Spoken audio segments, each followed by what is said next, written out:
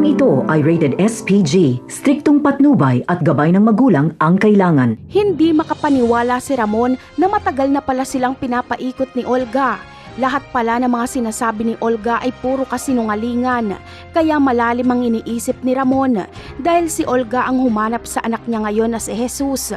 Napapaisip si Ramon na baka itong anak niya ay kasinungalingan din, lalo't ibang-iba ang ugali nito sa mga Montenegro. Kaya kapag kinausap ni David si Ramon ay tahimik lang si Ramon. Ilang beses na siyang pinangakuan ni David na pagbabayarin niya si Olga pero hindi umiimik si Ramon. Inoobserbahan kasi ni Ramon ang galaw ng kanyang anak dahil alam niyang posible itong kasabwat ni Olga. Dahil hindi magagawa ni Olga ang kanyang mga plano kung wala siyang kasabwat sa loob.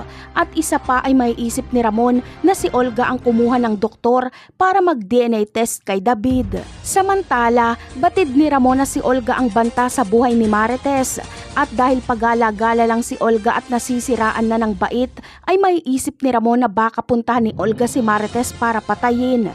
Kaya tatawagan ni Ramon si Marites para sabihing mag-ingat ito dahil ang kapatid niya ang gustong pumatay dito. Ikikwento ni Ramon na sugatan ang anak nilang si Tanggol dahil napalaban sila kay Olga. Pero sasabihin ni Marites na paano nangyari yon dahil kakadalaw lang sa kanya ni Tanggol sa ospital at hindi naman ito sugatan.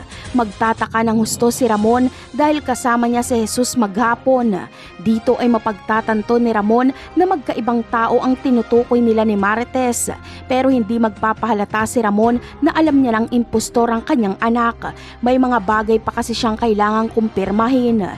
Napakarami pa nating dapat abangan sa mga susunod na episode. Paalam!